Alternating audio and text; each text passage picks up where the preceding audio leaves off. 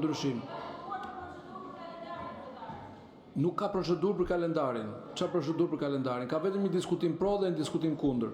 Hedhim në votim projekt programin dhe projekt kalendarin e punimeve të kuvendit për periudhën 2 mars 20 mars 2026. Votimi do të jetë i hapur me karton. Kush është pro?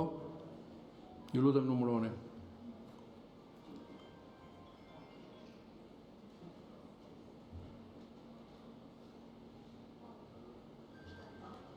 Dhe 6 pro, kundër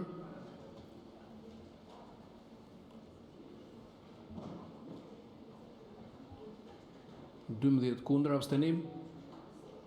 S'ka abstenim. Projekt programi dhe kalendari punimeve të kuvendit për periudhën 2 mars 20 mars 2026 miratohet. Ju njoftoj se me shkresën numër 746 datë 18/2/2026 kryetarit grupit parlamentar Partisë Socialiste kanë kërkuar pjesëmarrje në grupet e miqësisë si mposhtë. Deputeti Zoti Bujar Rexha do të jetë antar në grupin e miqësisë Shqipëri-Japoni. Deputeti Zoti Arbian Mazniku do të jetë antar në grupin e miqësisë Shqipëri-Francë. Para se të vijmë me rendin e ditës, Zoti Bardhi ka kërkuar fjalën për procedurë. Pardon.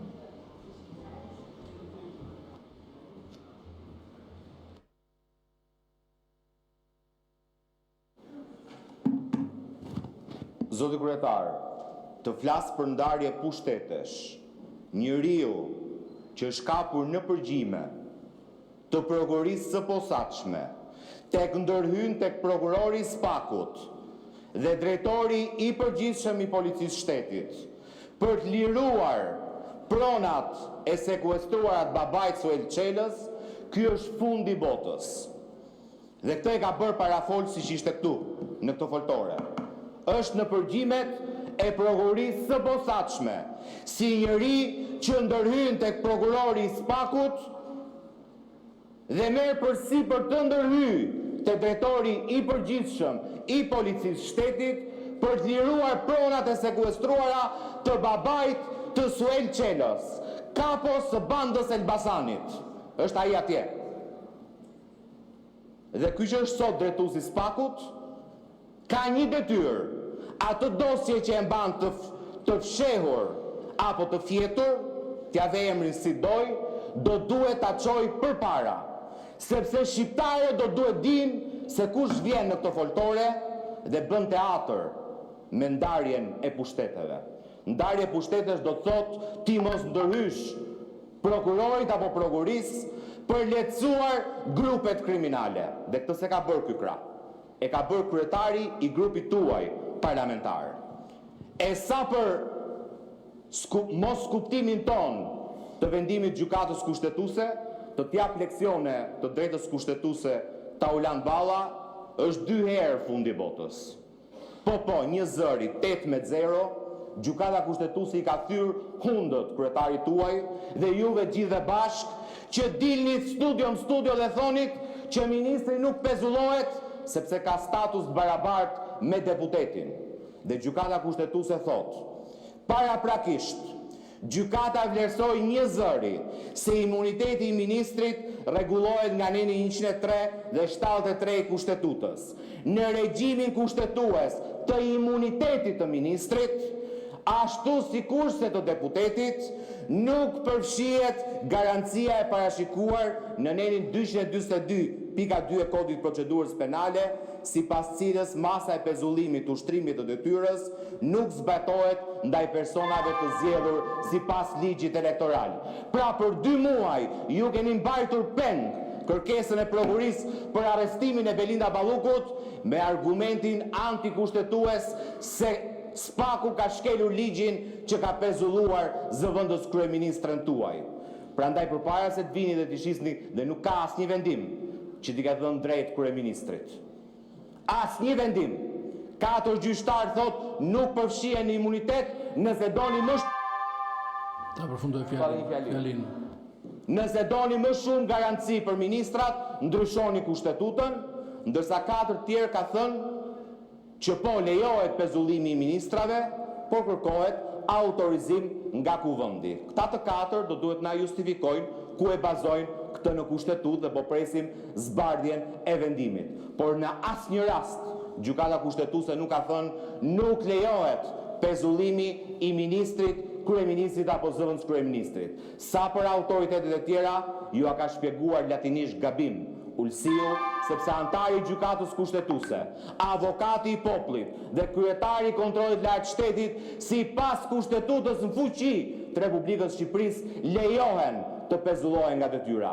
Madje po të kishin status barabart me Belinda Ballukun, si të pandehur, sot që flasin do të ishin automatikisht pezulluar sipas kushtetutës Republikës Shqipërisë. Por ju doni kushtetutën e Republikës e mbarova. Kushtetutën e Republikës Korrupsionit. Ne flasim për kushtetutën e Republikës së Shqipërisë. Faleminderit. Zoti Taulant Balla. Është procedurë. Po e kishe procedurë ti? Ja. Po pa. E kishit fjalën për procedurë, zoti Bardhi. Dhe zoti Balla e ka fjalën për procedurë. Jo, e kam për replik, zotri. Okej, për replik.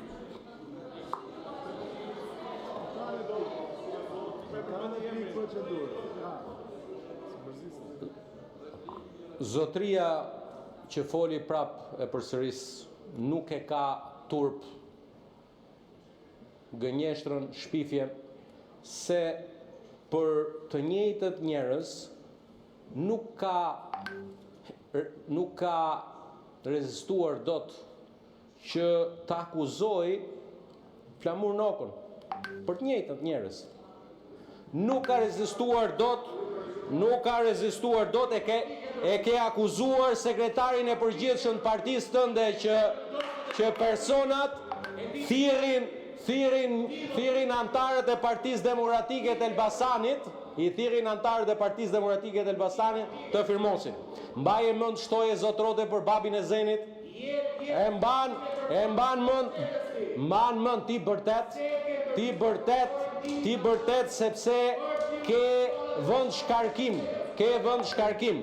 Por ti e një avantazh i madh i imi për të bërë diferencën në këtë sallë se si duhet të drejtohet një grup parlamentar. Ta kam thënë dhe po ta përsëris. Je i vetmi kryetar grupi në histori që ka kallëzuar penalisht nën kryetarin e vetë grupit. Vetëm ti do mbahesh mend në këtë histori. E dyta është të di shumë mirë shumë gjëra, po ti kursej sot se do të deruaj për ditë tjetër, se mbaroj dhe koha dhe s'kam kohë të merr me ty. Me që përmend edhe Ulsiun, po ta kthen Ulsiu pjesën tjetër. Zoti Manja për replik. Replik ndaj zotit Bardhi, përmendi emrin. Tani, jo e përmende emrin ti dhe meriton një përgjigje se gjysmë të vërtetat janë shpeshherë gjëra që e fusin problemin në rrugë pa krye. Edhe pse nuk e kemi vendimin e gjykatës kushtetuese të arsyetuar, kemi një njoftim të shpallur nga gjykata kushtetuese dhe zoti Bardhi vjen keq se shkon deri aty ku t'intereson dhe i ve pikën fjalisë dhe nuk e lexon pjesën më poshtë. Sipas qëndrimit tjetër, ngjashëm me standardin e interpretimit pranuar nga gjykata në rastin e regjimit të imuniteteve, i cili duhet të jetë i ngushtë, i kufizuar, bazuar në vullnetin e kushtetut bërësit, në reformën e vitit 2012 për zvogëlimin e imunitetit, kushtetuta në formën e saj aktuale ka parashikuar autorizimin paraprakt të kuvendit për masat procedurale penale të parashikuara shprehimisht në nenin 73.2 të saj. Pra, regjimi i imuniteteve është rregulluar në nenin 73.2 të kushtetutës dhe nuk thena gjë tre këtu. As shpike. Në këtë dispozit nuk parashikohet masa ndaluese e pezullimit të ushtrimit nga detyra. Sipas nenit, lutem, 242 të kodit procedurës penale, ndonse zbatimi i kësaj mase pa mundoson ushtrimin e funksioneve të ministrit dhe përpasoj ndërhyrjen në veprimtarinë e Këshillit të Ministrave. Pra është pranuar nga gjykata kushtetuese ata tuajt 4 që ju i mbroni, që ka një ndërhyrje në veprimtarinë e Këshillit të Ministrave dhe në kompetencat e kryeministrit. E thot, një sekond, në këndvështrim të parimit të ndarjes dhe balancimit të pushteteve, ku është kërkesa jonë për ndryshimin të nenit 242, çështja e shtimit ose e balancimit të qimit mekanizmave balancues, ku përfshin edhe garanci të tilla i përket vlerësimit të ligjvënësit. Tani, ne kemi depozituar në kushtetuese, të lutem mos bërtit se fakti që bërtet nga vendi nuk t'jep drejt. Ne kemi vajtur në gjykatë kushtetuese dhe ju e dini shumë mirë për interpretimin e nënit 103.3 kushtetutës. Dhe jo të nënit 73.2, se është elaboruar 73.2 me 10 vendime të gjykatës kushtetuese. Kemi vajtur nëse nënit 103.3 e kushtetutës është në pajtim me nënit 242 paragrafi 2 të kodit procedurës penale. Tani, kur të vi këtu nisma, ta bëjmë debatin kushtetues dhe juridik për ndryshimin ton, jemi gati t'ju përgjigjemi ju që pretendoni se ndryshimi jon është imunitet iluziv. Më kupton? Por, ama imunitet iluziv që ju po parashikoni ke neni 242 një imunitet që nuk e jep kushtetuta. Nuk shtrohet çështja e imuniteti, është rregullim procedurial. Dakord? Jo, është rregullim procedurial, jo zgjerimi një imuniteti kushtetues, jo imuniteti i ri. Se konceptin e imunitetit bën pjesë. A ka të drejtën sot me kushtetut prokuroria të hetoj? Po. A ka të drejtën gjykata të caktoj masat sigurimit personal? Po. Ama pezullimi nga detyra nuk është mas sigurimi personal që lidhet me kufizimin apo egjen e lirisë. Po kaq kuptoni ju. Më kupton? Kaq kuptoni. Se e keni marru juridikun kohëra tjera. Faleminderit zoti Manja.